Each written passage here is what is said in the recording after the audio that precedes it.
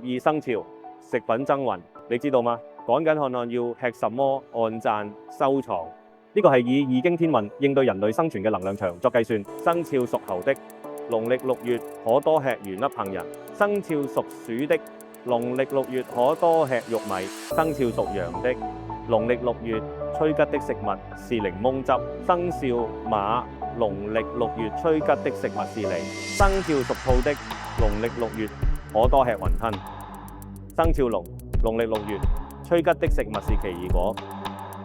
生肖屬豬的，農曆6月可多吃酸種麵包；生肖屬狗的，農曆6月可多吃朱古力；生肖蛇，農曆6月催吉的食物是蘋果；而生肖雞，農曆6月催吉的食物是薑；生肖牛，農曆6月催吉的食物是礦泉水；最後，生肖屬虎的，農曆6月可多喝蘋果醋。